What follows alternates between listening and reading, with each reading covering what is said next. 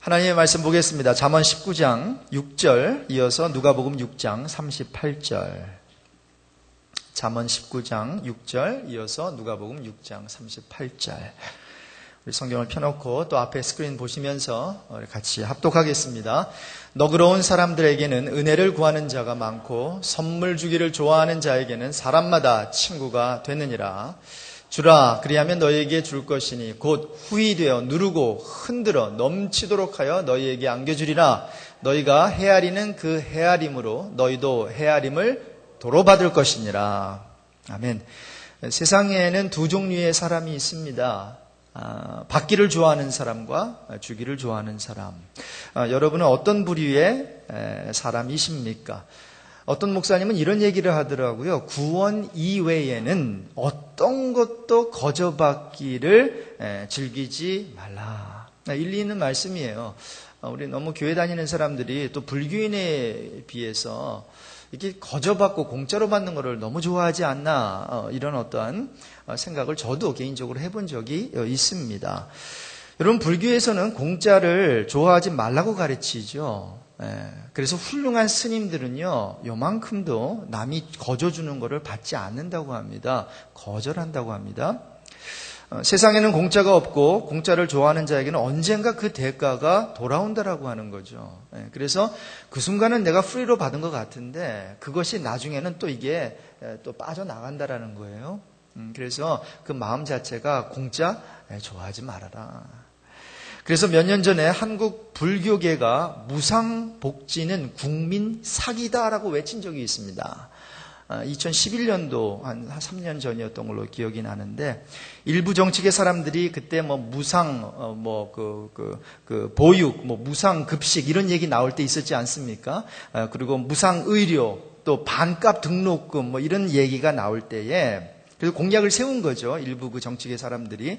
근데 불교계에서는 스님들을 비롯해서 그 실현 가능성이 그건 없다, 이렇게 얘기하면서 이건 국민을 기만하는 거다. 그리고 후세에 세금 폭탄을 안겨주려는 불순한 어떤 그 복지 파퓰리즘이라고 비판한 적이 있습니다. 여러분, 일리가 있는 말입니다. 이 국민이 자꾸만 공짜만 바란다면 그 나라의 미래는 없을 것입니다. 공짜를 주려고 해도 아닙니다. 내가 1불이라도 1,000원이라도 10,000원이라도 내가 내면서 내가 하겠습니다. 이런 어떠한 정신을 가진 그 국민이 많은 나라가 미래가 있을 것이라고 생각합니다. 또 그런 사람들이 모여 사는 사회는 행복한 사회가 될 것이에요. 그런 사람들이 성실하고 정직한 사람들이니까요.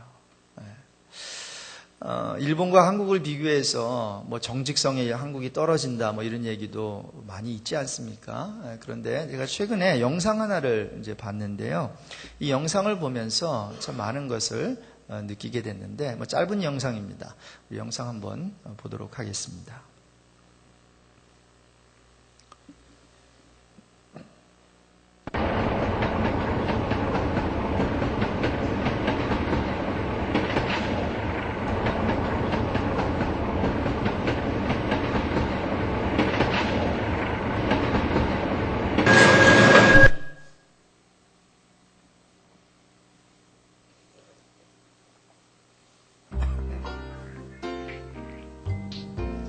We prepared 100 paper bags for the experiment.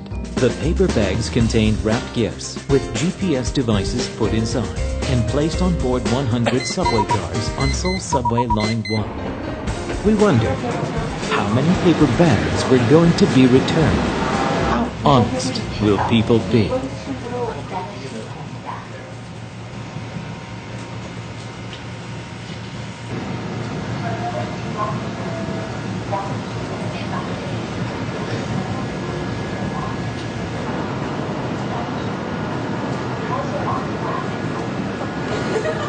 On this day, we witnessed embarrassing moments conflicting with this belief.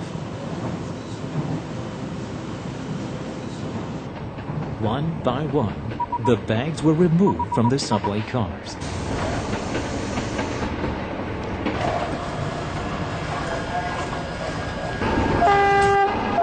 The day had passed, and the 100 subway cars had returned to the final station. how many of the bags returned untaken? Unfortunately, we learned that only 6 out of the 100 paper bags had been left untaken. It was a disappointing result. However, the next day, we were amazed to discover from the GPS data all bags were gathered together. Guess what happened? That 81 bags were returned to the Lost and Found Center. 87 cases of honesty. What have we learned about ourselves? What have you learned about yourself? We are honest. You are honest. 참 정직한 사회를 만들기 위해서 굉장히 긍정적인 그러한 메시지를 전하는 그러한 거죠. 근데 좀 마음이 좀 삐딱한 사람들은 뭐라고 하는지 아세요? 그거 보다가 거기에 GPS가 있었거든요. GPS 있으니까 이게 셋업이네 하고 돌려줬다는 거죠. 물론 뭐 그런 거를 다 떠나서 저는 이걸 보면서 야, 사람이 정직해라 하는 것보다 이런 거 보여주면서 우리는 정직합니다. 당신도 정직합니다. 이렇게 파지티브한 메시지를 던지는 게 굉장히 중요하다 이런 생각을 하게 되었습니다. 또 댓글을 달았어요. 이게 유튜브에 뜨는 영상인데 이거 일본에서 했으면 어땠을까? 99%였을 텐데 또 이런 그 댓글을 달더라고요. 여러분 뭐 99%이든지 87%이든지 리턴이 됐다. 이게 중요한 것이 아니라 여기에 대한 메시지는 무엇인가 하면 우리 안에도 정직하려고 하는 그런 마음이 있다라고 하는 거죠. 그리고 그러한 당신이 정직합니다. 나도 정직합니다. 정직한 사회를 함께 만들어 나가는 그 분위기를 만드는 게 저는 굉장히 중요하다고 생각합니다. 무엇보다도 예수를 믿는 저와 여러분들이 정말로 정직한 사람들이 되었으면 참 좋겠습니다. 그래서 저 사람한테 일을 맡기면 확실한 것이란 말이죠. 근데 일을 맡겼는데 2% 항상 부족하고 그래서 찝찝하고 말이죠. 그런 것보다는 내가 이렇게 받았으면은 그 200%, 300%로 해주는 그러한 정직한 사람들이 우리 크리스찬이 되어야 된다고 생각해요. 자, 그렇다면 성실하고 정직하게만 살면 다 되는가? 여러분 그 삶보다 더 나은 삶은 없을까요? 저는 분명히 있다고 생각합니다. 성실하고 그리고 정직한 사람이 됐다면 그 다음 단계로 나아가야 됩니다. 그 다음 단계는 무엇인가 하면 한번 따라해 봅시다. 너그러운 사람이 되는 것입니다. 오늘 본문에 보면 잠언 19장 6절에 너그러운 사람에게는 뭐가 많다 그랬어요? 은혜를 구하는 자가 많고 선물 주기를 좋아하는 자에게는 사람마다 뭐가 되느니라고요? 친구가 되느니라 기록되어 있습니다. 여러분 왜 너그러운 삶을 살아야 할까요? 뭐 여러 가지 이유가 있는데 몇 가지 이유를 살펴보면 첫 번째로는 너그러운 사람을 찾는 사람들이 있기 때문입니다. 잠언 19장 6절에 너그러운 사람에게는 은혜를 구하는 자가 많다 그랬는데 세상에는 은혜가 필요한 자가 있습니다. 은혜를 입지 않으면 살지 못할 자들이 있어요. 여러분 은혜는 내가 받을 자격이 없는데 받는 거거든요. 그렇죠? 정말 받을 자격이 없는데 누릴 자격이 없는데 그러나 누려야만 하는 받아야만 하는 그런 부류의 사람들이 있어요. 자, 그런 사람들이 있기 때문에 너그러운 사람들이 필요합니다. 왜냐하면 그런 사람들에게는 너그러운 사람들을 통해서만 그들의 필요를 공급받을 수 있기 때문이죠. 또한 너그러운 삶은 인생에 보람을 주기 때문에 우리는 너그러운 삶을 살아야 합니다. 여러분 도움을 받기보다는 도움을 줄 때 더 기쁘지 않습니까? 위로를 받기보다 위로해 줄 때 구제를 받는 것도 굉장히 좋죠. 그러나 내가 헐벗었을 때 누가 나에게 따뜻한 자켓 하나 줄 때도 참 기분 좋지만 내가 추운 날씨에 따뜻한 자켓 2개 있어서 그 한 자켓을 춥고 떨고 있는 그 사람에게 건네줄 때에 그 사람은 참 인생을 보람 있게 사는 사람이라고 생각합니다. 그 사람이 성숙한 사람이죠. 사도 바울도 고린도전서 13장 11절에 어렸을 때와 장성했을 때와의 그 차이를 이렇게 인식하면서 이런 얘기를 했죠. 내가 어렸을 때에는 깨닫는 것이, 말하는 것이 어린아이 같고 깨닫는 것이 어린아이 같고 말하는 것이, 생각하는 것이 또 어린아이와 같다가 장성한 사람이 되어서는 어린아이를 버렸노라. 여러분 그뿐입니까? 행동하는 것도 어린 아이와 어른과 현저한 차이가 있지요. 물론 나이가 어린데도 참 어른스럽게 행동하는 사람이 있나 하면 나이가 들어서도 어린아이처럼 행동하는 사람이 있기는 하지만 말이죠. 저는 이 말씀을 준비하면서 성 프란시스의 그 평화의 기도 내용을 다시 한번 곱씹어 봤습니다. 참 나를 당신의 도구로 써주셔서 이러한 기도를 함께 드렸으면 참 좋겠어요.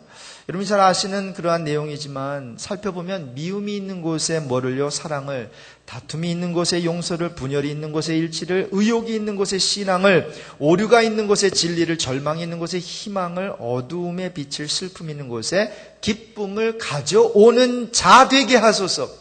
여러분 이게 굉장한 그 기도문이 아닐 수가 없습니다. 보통의 기도는 뭐예요? 미움이 있는 곳에 사랑이 있게 해주십시오. 이게 기도입니다. 절망이 있는 곳에 희망을 주십시오. 슬픔이 있는 곳에 기쁨을 주십시오. 이게 보통 기도거든요. 그런데 이 성 프란시스의 평화의 기도가 탁월한 이유는 뭔가 하면 바로 그 변화를 가져다 주는 그 어떠한 주체가 내가 되게 해달라고 하는 거예요.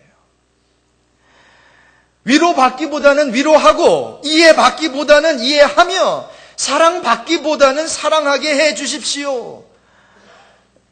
우리가 줌으로써 받고 용서함으로써 용서받으며 자기를 버리고 죽음으로써 영생을 얻기 때문입니다. 여러분 굉장한 통찰 아닙니까?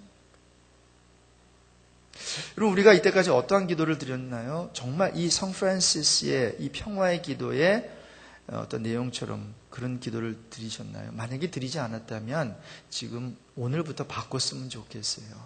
그저 내 환경만 바꾸는 것이 아니라 나 불행해요, 행복하게 해주세요, 이게 아니라 나 어려워요, 문제 해결이 아니라 하나님 그 문제 해결을 위해서 문제 해결을 가져오는 자가 되게 해주십시오. Lord, give me a nice day. 이게 아니라 Lord, help me to make a great day. 이거죠, 그렇죠? 그냥 하나님 나에게 좋은 날 허락해 주십시오가 아니라 하나님 나에게 능력 주셔서 help me to make a great day. Help me to make a blessed day. 이러한 기도 드리는 저와 여러분 되시기를 바랍니다. 여러분 교회 생활을 정말로 행복하게 하시기를 원하십니까? 여러분 교회 생활 우리 이 교회가 첫 번째 교회만은 아니실 거예요. 저도 여러 교회를 섬겨봤어요. 그리고 교회를 옮기는 이유가 물론 목회자는 좀 다르지만 성도들도 나름마다 옮기는 이유가 다 있어요. 자, 옮기는 이유가 무엇일까요? 보통 보니까 사람들이 은혜 받을 교회를 많이 찾더라고요. 은혜 받을 교회. 예, 은혜 받지 못한 사람은 은혜 받을 교회를 찾기를 저는 권면해드려요. 초신자라든가 아직 예수님을 경험하지 아니하고 정말 아직 예수님 모르는 사람들 은혜를 받아야 되겠죠. 자, 그런데 은혜를 이미 경험한 사람은 어떤 교회를 찾아야 정말로 행복하게 교회 생활을 할 수 있을까요? 저는 늘 많은 사람들에게 도전합니다. 특별히 교회를 떠나는 분들에게도 그렇고요. 이미 교회를 떠난 분들도 만나면 그런 얘기를 합니다. 집사님, 장로님, 권사님, 은혜 받을 교회를 찾지 마시고 받은 은혜를 나눌 수 있는 교회를 찾으십시오. 정말 그 정도 되면 그렇죠? 우리가 그런 상태 이제는 교회 안에 신앙생활을 잘 못하는 사람, 우리가 좀 인도해 주는 사람, 나의 섬김이 필요한 사람, 내가 받은 은혜를 좀 나눠서 그걸 들어야 되는 사람이 분명히 있을 텐데 은혜 받을 교회가 아니라 받은 은혜를 나눌 수 있는 교회를 찾으십시오. 저는 저와 여러분이 특별히 예배를 드리고 있는 우리 성도님들이 은혜를 나눌 수 있는 교회를 찾으시길 바랍니다. 그리고 그 교회가 일랜드 ANC 온누리 교회가 되었으면 좋겠어요.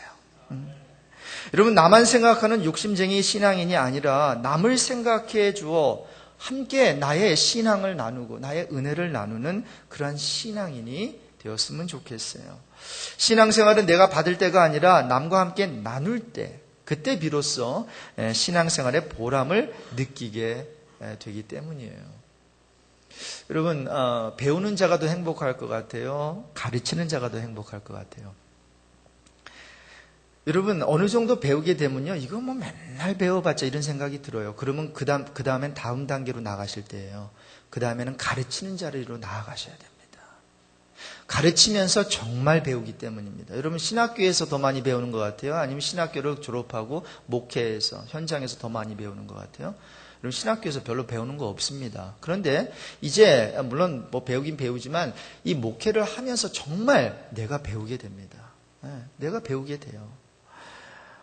배우는 자리에서 가르치는 자리로 나아가십시오. 손님의 자리에서 주인의 자리로 나아가십시오. 섬김을 받는 자리에서 섬기는 자리로 나아가시는 저와 여러분 되시기를 바랍니다. 그래야 행복해지는 것 같아요. 그래야 삶도 행복하고 신앙생활, 교회생활도 행복해져요. 어떻게 되면요? 너그러운 사람. 너그러운 사람 나눠주는 거죠. 그렇죠? 제가 아직도 잊지 못하는, 제가 학창시절 때 잊지 못하는 후배 남자가 하나 있어요. 영락교회 장로님의 아들이었고, 제가 중간에 다른 공부를, 신학 공부 외에 다른 공부를 할 때가 잠깐 있었는데, 그 친구가 이렇게 썩 잘 믿는 친구는 아니었고요. 아버지는 그래도 신앙인이니까 그래도 나름대로 신앙은 있어요. 근데 이 친구가 굉장히 멋져요. 남자답게도 생겼고 형님 하면서 저를 잘 따라줬어요. 제가 LA에서 있을 때인데요. 커뮤트하면서 같이 카풀도 했어요. 근데 이 친구가 뭐 이렇게 잠깐 들려가지고 뭐 캔디를 산다든가 껌을 사는 과자를 산다든가 아니면 뭐를 살 때에, 그리고 뭐 어떻게 잠깐 뭐 형 뭐 좀 사야 돼요 하면서 뭐 우리는 뭐 타겟이나 이렇게 갈 때에 자기가 필요한 거 플러스 그 똑같은 거를 하나를 더 사오는 거예요. 뭐 샴푸를 샀으면 또 하나 샴푸를 산다든가. 그러면서 나에게 줘요. 형님 이거 하나 가지세요. 근데 이게 한두 번만 그러는 게 아니라 매번 그래요. 매번. 그러면서 야, 내가 만약에 이 남자의 여자친구였다면 여기에 완전히 속된 말로 뿅 가겠다. 왜냐면 남자인 나도 굉장히 기분이 좋더라고요. 그거 얼마 합니까? 그거 사가온 게 그냥 뭐 5불도 안 되는 거거든요. 근데 그걸 자기 거 하나 사면서 형 거도 하나 이렇게 챙겨주는 그 마음이 참, 그 마음 씀씀이 너무나 아름다워. 나보다 낫다. 나 그랬어요, 걔한테. 야, 넌 나보다 낫다. 그런 사람이 성공하지 않겠어요? 대인관계에서도 말이죠. 자, 이것을 여러분에게는 어떻게 어플라이 하시면 될까요? 오늘 반찬 세일 하잖아요. 여러분 것만 사지 마시고 콩 하나라도 하나 사서 옆집 아줌마 갖다 주시고 직장 상사 하나 갖다 주시고 한번 그래 보시기 바랍니다. 우리 여성김 회장님 오늘 다 완전히 싹쓸이로 다 없어질 줄로 여러분, 우리 회장님이 먼저 믿으세요. 자, 여러분 이 너그러운 이 삶을 살아야 하는 이런 이유가 있어요. 우리의 그 너그러움을 기다리고 있는 사람이 있고요. 그리고 그런 너그러운 삶을 살 때에 보람을 느끼거든요. 자, 그런데 여러분 왜 너그러운 삶을 살지 못할까요? 제가 한번 생각해 봤어요. 말씀을 준비하면서 왜 너그러운 삶은 우리에게 행복감을 갖다 주는데 왜 너그러운 삶을 살지 못할까? 첫 번째 드는 그 생각이 이거였어요. 가진 게 없다고 생각하기 때문에. 내가 뭘 나눠? 내가 뭐 가진 게 있어야지 나누지. 근데 여러분 아닙니다. 우리 모두에게는 나눌 게 있어요. 아무리 백만장자라도 나눌 수 없지만 나는 백만장자가 아닌데 그 사람이 나눌 수 없는 게 나에게 있을 수 있어요. 여러분 그것이 뭘까요? 바로 나라고 하는 존재입니다. 나라고 하는 존재. 우리가 너그러움을 베풀며 살고자 할 때 소유 개념에서의 나눔도 좋지만 1차적으로 존재 개념에서의 나눔부터 생각해야 합니다. 왜냐하면 남에게 줄 것이 없다라고 하는 그런 사람들에게서 우리는 가장 귀한 것을 얻기 때문입니다. 제가 청소년 그 시절에 참 은혜를 많이 받았던 80년대 시절이었는데요. 그 중에 저에게 은혜를 가장 많이 끼쳤던 사람 중에 한 분이 뇌성마비로 태어난 송명희 씨였습니다. 중증 뇌성마비로 태어난 송명희 씨. 1963년 6월 23일생이었어요. 보통 병원에 태어나면 엄마 외에도 아빠 모든 사람들의 그 어떤 축복을 받고 태어나는데 이 아이는, 이 송명희 자매는 엄마 외에는 아무도 없었어요. 아버지는 결핵으로 쓰러져 있었고요. 가정 형편은 기울대로 기울어져 있었어요. 자기는 몸이 온 비틀어지면서 말도 제대로 하지 못하고 그래서 학교도 못 갔고요.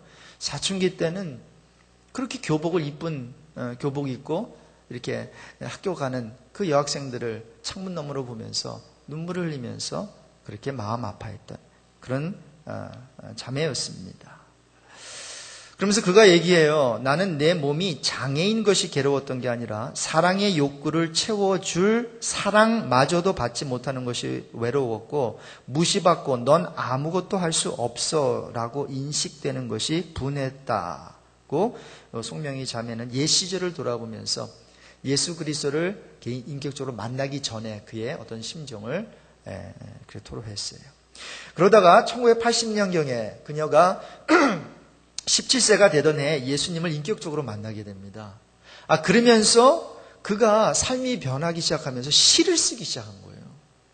아니, 시 쓰는 공부를 한 번도 해본 적이 없는 이 친구가 17살에 예수 그리스도를 예수 그리스도를 만난 후에, 물론 성경은 그전에도 많이 읽었대요. 그리고 그 후에는 더 많이 읽었겠죠. 하루에 시편 150편도 다 읽은 적이 있고요. 그리고 구약은 며칠 만에 또 몇 주 만에 다 띄기도 하고요. 그런 가운데서 하나님의 헤아릴 수 없는 사랑을 경험하기 시작합니다. 그러면서 그 경험한 것을 시로 써내려가기 시작합니다. 80년대에 교회 안에서 많이 불리워졌던 복음성가 중에 나 가진 재물 없으나, 이것이 바로 그녀가 작사한 시였는데 최덕신 씨가 여기다가 곡을 붙였죠. 그 내용은 이렇습니다. 나 가진 재물 없으나, 나 남이 가진 지식 없으나, 나 남에게 있는 건강 있지 않으나, 나 남이 없는 것 있으니. 이 상황을 모르고 저희 매형이 이 찬양을 듣고는요, 이런 찬양이 다 있어 그러더라고요. 그렇지 않습니까? 이게 지금 누가 말하느냐에 따라 가지고, 그렇죠? 나 이거 없고 저거 없는데 나 당신 없는 거 나 있어 하면은 굉장히 교만한 소리로 들리지 않습니까? 나 남이 못 본 것을 보았고, 나 남이 듣지 못한 음성 들었고, 나 남이 받지 못한 사랑 받았고, 나 남이 모르는 거 깨달았네 하면서 어떤 고백을 하는 줄 아십니까? 공평하신 하나님. 공평하신 하나님이 나 남이 가진 건 날 없지만, 공평하신 하나님이 나 남이 없는 것 갖게 하셨네 하면서 그녀는 온몸을 비틀어가면서 한두 마디만 찬양하는 모습을, 제가 그 당시 섬기고 있던 교회에 그분이 오셨는데 어머니가 다 이제 간증을 하는 거예요. 그리고 마지막에 나와가지고 막 온몸을 뒤틀면서 하나님 찬양 하는데 제가 참 은혜를 많이 받았어요. 그녀는 말해요. 공평하신 하나님, 당신을 너무나 사랑합니다.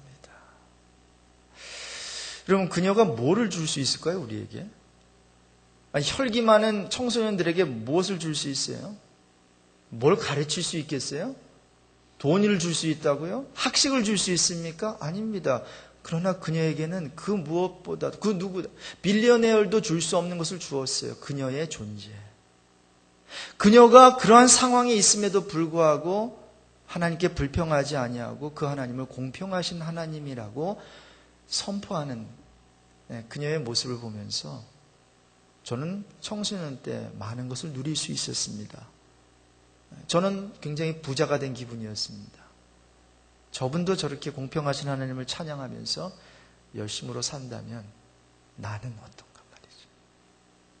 여러분, 나눌 게 없다고 한탄하지 마시고 여러분 존재를 나누시기 바랍니다. 여러분 있는 상황을 나누세요. 있는 상황을 속에서도 하나님을 찬양하십시오. 없음을 불평하는 것이 아니라 남은 것에 대해서.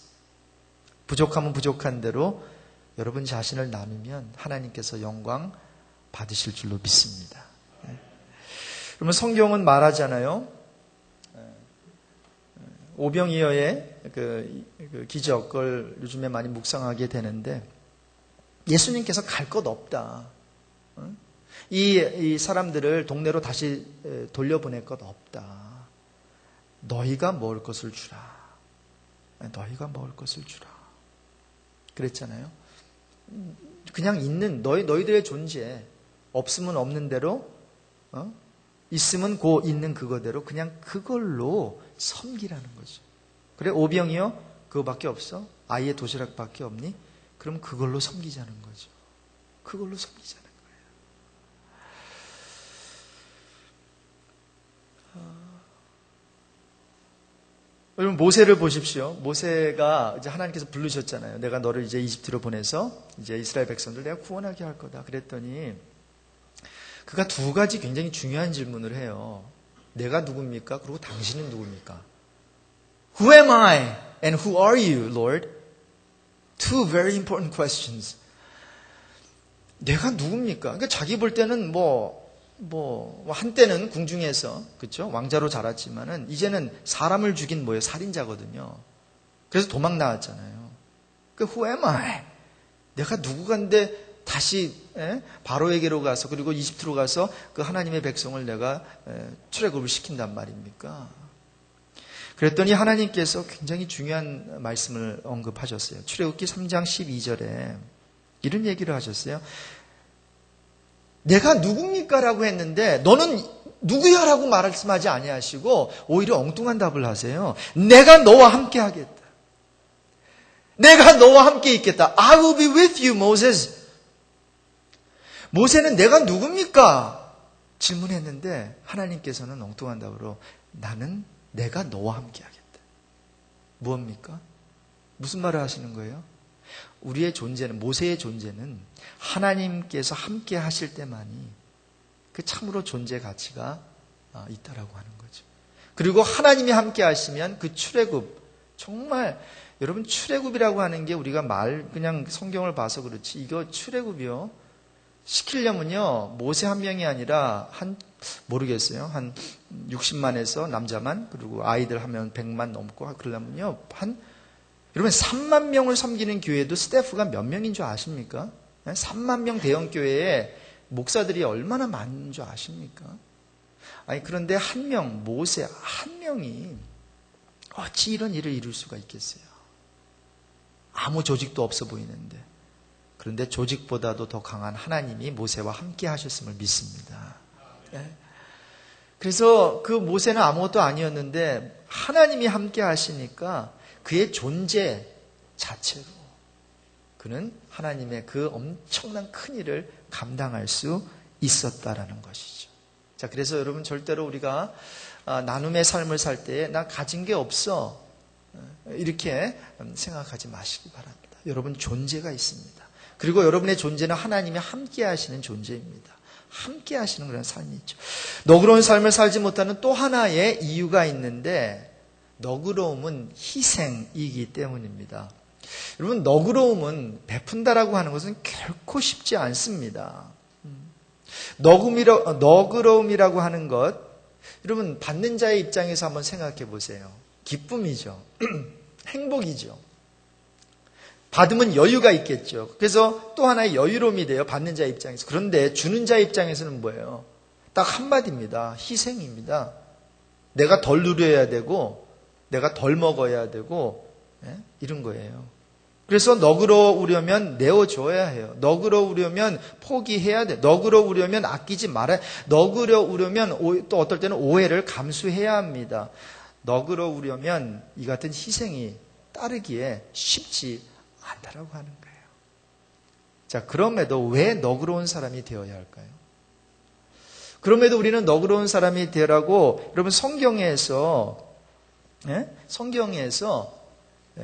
그 명령을 해요. 그래서 왜 우리가 너그러운 사람이 되나? 그 중에 이유 중에 하나가 명령이기 때문이에요. 사도 바울이 디모데에게 편지를 쓰면서 디모데전서 6장 17절 이하에 부한 자들에 대해서 이렇게 명했어요. 내가 이 세대에서 부한 자들을 명하여 마음을 높이지 말고 정함이 없는 재물에 소망을 두지 말고 오직 우리에게 모든 것을 후히 주사 누리게 하시는 하나님께 두며 선을 행하고 선한 사업을 많이 하고, 부자들에게, 부한 자들에게 주는 명령이에요. 나누어 주기를 좋아하며 너그러운 자가 되게 하라. To be generous, ready to distribute. 나눠주는 걸 즐겨하고 나눠주길 좋아하고 아낌없이 베풀고 기꺼이 쉐어하라는 거예요. 근데 이것이 뭐 부한 자들에게만 주는 그건 아니겠죠. 부한 자들은 물론이거니와 있는 자들, 저와 여러분에게 뭔가 있잖아요. 그거를 아낌없이 나눠주라는 거예요. 분명히 있습니다. 우리가 쉐어할 수 있고 나눠줄 수 있는 게 분명히 있어요. 왜 또한 너그러운 사람이 되어야 하는가? 너그러움은요, 사람을 살리기 때문입니다. 너그러움은 사람을 살리기 때문입니다. 제가 사자성어는 잘 몰라요. 그런데 고등학교 때 제가 그때 읽었던 책 중에 하나가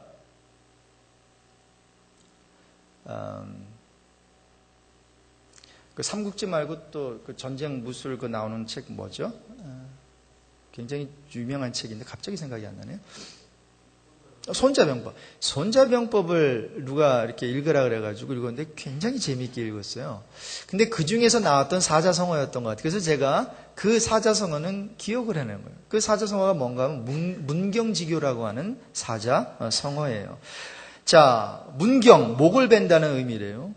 자, 목을 베어줄 정도로 내가 그 친구를 위해서 희생할 수 있는, 그래서 그런 친구와의 두터운 우정을 가리키는 그러한 말이래요. 그래서 우리가 이거를 1.5세 친구들끼리 배워가지고 야, 너와 나는 문경지교 그런 사이야 하면서 괜히 유식하는 것처럼 1.5세들이 그렇게 자랑하고 다닌 적이 있어요. 그래서 거의 문신도 새길 뻔했어요. 문신도. 근데 문신은 당연히 그때 머리도 못 길게 했어요. 우리 목사님들이. 근데 무슨 문신이에요, 그렇죠? 그래가지고 여기다가 펜으로 문경지교 해가지고 한문 비슷하게, 한문을 쓰면 더 멋있잖아요, 그렇죠? 그랬던 생각이 나요. 또 하나 최근 책을 읽으면서 배우게 된 사자성어가 있습니다. 관포지교. 관포지교란 말입니다. 친구 사이에 매우 다정하고 허물없는 그러한 교제를 의미하는 말이래요. 대롱관, 절인, 생선포, 어조사지, 사길교. 그런데 여기에 배후에 어떤 이야기가 있냐면 기원전 7세기에 중국 춘추 시대에 제 나라에 관중과 포숙이 살았대요. 관중이라는 사람과 포숙이라는 사람이 살았는데 관중은 경영을 담당했고 그리고 포숙은 자본을 대었어요. 어릴 적부터 절친한 그러한 친구였어요. 그런데 관중이라고 하는 친구가 좀 욕심이 많았는지 이제 모든 사업을 하면서 이제 이익금이 들어오면은 자기가 다 챙기는 거예요. 그런데 포숙은, 친구 포숙은 그걸 다 이해를 해주는 거예요. 그 외에도 관중은 자기만 생각하는 행동을, 그리고 참 부끄러운 행동을 여러 번 했는데도 그때마다 친구 포숙은 그를 이해해 주었어요. 함께 장사할 때 관중이 이익을 많이 가져도 포숙은 그를 욕심이 많다고 여기지 않고 불쌍한 없는 집에서 태어났으니까 그러려니. 관중이 일을 도모하다가 공공해져도 어리석다 여기지 않았고요. 관중이 3번 벼슬을 하였다가 3번 쫓겨나도 포숙은 못났다고 말하지 않았대요. 관중이 전쟁터에 3번 나갔다가 3번 다 도망쳐서 나왔는데도 불구하고 포숙은 관중을 겁장이라고 여기지 않았습니다. 관중은 이같이 자신을 끝까지 믿어준 포숙에 대해 다음과 같이 말했다고 합니다. 나를 낳아주신 분은 부모이지만 나를 알아주고 이해해준 사람은 포숙이다. 그럼 포숙은 부족한 친구 관중에 대해 너그러웠던 것입니다. 친구이기에 부족함도 다 이해하고 받아줬던 거죠. 여기같이 너그러움은 사람을 살립니다. 너그러움은 많은 사람들 하여금 나의 친구가 되게 하는 거죠. 여러분 성경에도 너그러움을 발휘했던 한 사람의 이야기가 나오죠. 여러분 바울이 아니에요. 여러분 바울은 너그러운 사람이 아니었습니다. 그는 굉장히 스마트하고 굉장히 경험도 많이 했지만 너그러움에 있어서는요 좀 뒤처져졌습니다. 오히려 바나바가 너그러운 사람이었습니다. 그래서 1차 여행 때 젊은 친구 요한 마가가 같이 합류를 했다가 중간에 어떤 어려운 일이 생겨서 중간에 이제 이 친구가 돌아오게 됐거든요. 그래서 전체 그 선교에 이제 어려움이 있었죠. 그래서 사도 바울은 화가 굉장히 많이 났던 것 같아요. 그래서 이제 2차 전도 여행을 떠나기 위해서 이제 같이 가자고 하는데 이제 바나바가 요한 마가라고 하는 그 요한도 데리고 가고자 했는데 바울은 안 된다 그랬어요. 그런데 이 바나바는 한 번 더 기회를 줍시다. 그런데 바울은 마음을 오픈하지 않고 그래서 이 두 사람이 이제 갈라섰죠. 그래서 선교단체가 소위 말하는 요즘 말하는 선교단체가 두 개가 선교단체가 생겨서 이제 각각 이제 선교를 하게 된 거예요. 근데 나중에 보면 디모데후서 4장 11절에 바울이 이런 얘기를 해요. 디모데에게 누가만 나와 함께 있는데 네가 올 때 마가를 데리고 와라. 그가 나의 일에 유익하니라. 한때는 유익하지 않다고 생각했던 그 사람이 나중에 이제 사도 바울도 좀 성숙해지고 좀 나이도 들다 보니까 저 사람도 마가 요한도 내가 불필요하다라고 생각했는데 지금 와 생각해 보니 필요한 사람이었구나. 관용을 베풉니다. 너그러워집니다. 내가 별로 좋아하는 부류의 사람이 아닌데도 불구하고 자기 마음에 쏙 집어넣기 시작합니다. 여러분 관용 베푸는 것, 너그러워지는 것, 남을 살립니다. 그런데 여러분 너그러움은 남만 살리는 게 아닙니다. 왜 우리가 너그러워야 할까요? 나도 살려요. 나도 살려요. 여러분 보세요. 너그러운 사람에게는 은혜를 구하는 자가 많고 선물 주기를 좋아하는 자에게는 사람마다 친구가 되느니라. 여기서 말하는 바가 무엇이에요? 선물은 너그러움의 산물인 동시에 너그러움을 입는 방편도 된다라는 거예요. 자, 너그러움은 선물은 주는 거는 희생 아닙니까? 자, 희생으로 시작되지만 그렇게 남에게 주는 걸로 시작된 어떤 선물이 나중에 내가 너그러움을 입게 되는 방편이 된다라고 하는 거예요. 줄 때는 희생이었는데 이게 준 그 자체가 그냥 수포로 돌아가는 것이 아니라 내가 베풀고 주었더니 많은 친구가 생기더라. 사람마다 친구가 되느니라. 너그러움을 베푼 사람에게 돌아오는 귀한 열매죠. 그래서 신약에서도 주님께서 오늘 우리 설교 두 번째 본문인 누가복음 6장 38절에 뭐라고 그랬습니까? 주라. 그리하면 너희에게 줄 것이니. 참 그게 여러분 주래요. Give it away. 그럼 뭐예요? 너희에게 줄 것이니. 곧 후이되어 누르고 흔들어 넘치도록 하여 너에게 안겨주리라. 여러분 사람들을 향한 구제의 사업도 마찬가지고요. 우리 주님을 향한 헌금 생활도 마찬가지예요. 조금 더 아깝다는 생각하시면 안 됩니다. 오히려 뭐예요? 내가 이렇게 기브어웨이 하는 게 내가 구제를 하고 내가 하나님께 바치는 이것이 오히려 뭐예요? 이게 리턴이 된다는 거예요. 그것을 바라고 주는 건 아니지만 하나님께서는 그렇게 정하셨어요. 그래서 너그러운 사람이 되어라. 남만 살리는 것이 아니라 그 너그러움이 너를 살리게 될 것이에요. 너그러움의 종류를 한번 생각해 봅시다. 너그러움이라고 할 때 자꾸만 우리가 물질만 생각하잖아요. 그래서 없는 자는 내가 뭘 베풀어. 내가 조금 비즈니스가 잘 되면 나중에 내가 좀 베풀게. 너그러운 삶을 살게 이렇게 생각하지만 여러분 너그러움에는 베품의 너그러움만 있는 게 아니라 사고의 너그러움도 있대요. 김남준 목사님이 저술한 책 개념 없음. 참 책 이름이 재밌죠? 개념 없음. 기독교인의 인생을 빛나게 할 삶의 태도란 책이 있는데 이 책에서 소개하고 있는 내용이에요. 다음 4가지 면에서 너그러운 태도를 가지라는 거예요. 첫 번째, 다른 사람의 실수. 두 번째, 다른 사람의 잘못. 세 번째, 다른 사람의 생각. 네 번째, 다른 사람의 판단. 자, 그러면서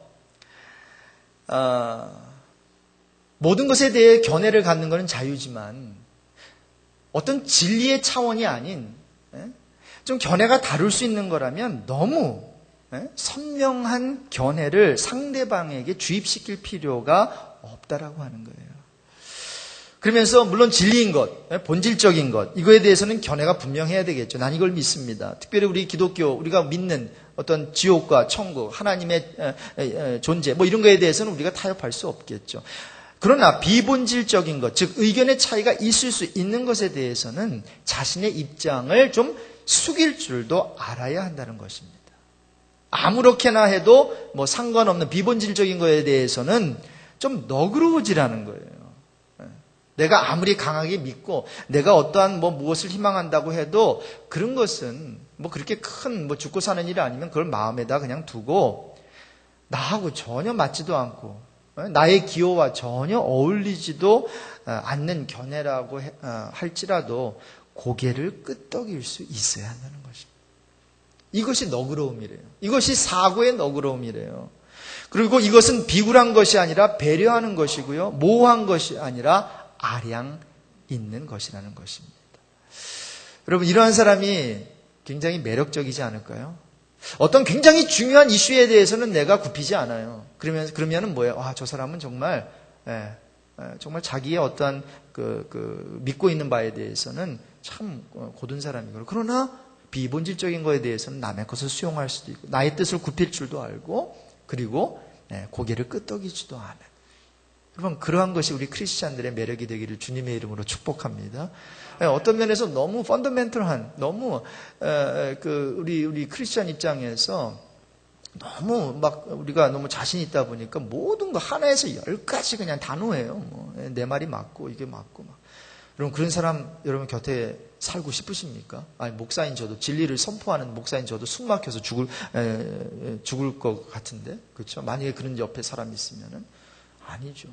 정말 우리가 목에 칼이 들어와도 굽히지 않아야 될 어떠한 그러한 믿음이 있다면, 그런 어떠한 견해가 있다면, 어떠한 그 생각이 있다면 그것은 꼭 붙잡아야 되겠지만, 그렇지 않은 것은 우리가 넘어갈 수 있어야 된다는 거예요. 자존심 내려놓고. 이런 결론입니다. 성경에 너그러운 여인 한 사람을 소개하면서 말씀을 마치겠습니다. 바로 사도행전에 나오는 욥바에 사는 도르가라고 하는 사람이에요. 다비다라고도 하고요, 도르가라고도 하는데, 이 도르가라고 하는 그 의미는 아름답다. 도르카스. 그래서 요즘 아마 도르카스 인형도 있죠? 애들이 좋아하는 히스패닉 이름 인형으로 생각이 되는데. 근데 이 여인이요, 선행과 구제에 앞장서던 믿음의 여인이었어요. 그래서 사도행전에 보면 이렇게 기록하고 있어요. 욥바에 다비다라 하는 여제자가 있으니 그 이름을 번역하면 도르가라. 선행과 구제하는 일이 심히 많더니. 그럼 보통 구제하고 다 하는 거는 그 당시 1세기 크리스찬들이 하는 거였거든요. 왜냐하면은 그때 굉장히 힘들어하는 사람들도 많았고, 또 예루살렘으로 왔다가 이제 예수 믿고, 그래서 모든 걸 버리고 또 주님을 따르는 사람들이 있었기 때문에 믿는 사람이라고 하면 다 구제를 해야 돼요. 그런데 여기다 심히, 마가가 심히 많다라고 한 것은 눈에 띄게 구제를 많이 했다라는 거예요. 많은 사람을 도왔다라고 하는 거죠. 자, 그런데 이 여인이 병들어 죽고 말았습니다. 마침 베드로가 부근에 있다는 소식을 듣고 욥바에 있던 사람들이 베드로에게 가서 좀 와달라고 해서 베드로가 오게 됩니다. 그 여인의 시신을 이제 다락방에 올려놨는데, 그 다락방에 베드로가 들어갈 때에 수많은 과부들이 도르가를 위해서 웁니다. 곡을 합니다. 그러면서 도르가가 만들어 주었던 겉옷과 속옷을 보여주며 막 슬피 우는 것이었어요. 이런 도르가는 아마 옷을 잘 만드는 사람이었던 것 같아요. 그런데 옷을 만들어주면서 믿는 사람만 만들어줬을 거예요. 믿지 않는 사람을 위해서도 만들어줬을 거예요. 특히 과부들, 없는 자들, 사회에 소외된 자들. 그 외에도 선행과 구제하는 일이 심히 많았다고 하는 걸 보면 욥바에 헐벗은 사람들이 많았을 텐데 긍휼을 베풀고 힘이 닿는 대로 은혜를 베풀었을 것입니다. 그래서 그런 착하고 너그러운 삶이 욥바 사람들을 감동시킨 거예요. 그리고 베드로가 이제 죽었던 도르가를 다시 살리는 그 일이 생겨요. 그래서 그 죽었던 도르가가 다시 살아나자 많은 사람들이 예수를 믿게 되었습니다. 여러분, 그렇습니다. 하나님은 한 여인의 너그러움을 베푸는 삶뿐만 아니라 그의 죽음까지도 사용하셔서 욥바 한 도시를 회개케 한 것입니다. 여러분 1인 1사역을 1사역 주의를 맞이하면서 여러분께 도전합니다. 여러분의 삶, 여러분의 시간, 여러분의 물질, 여러분의 재능을 사용하셔서 베풀고 나누고 섬기는 삶을 사시기를 바랍니다. 1차적으로 집안에서, 또한 더 나아가서 교회에서, 사회에서 도르가처럼 너그러움을 나타내어 주께 영광 올려드리는 축복된 삶이 되시기를 주님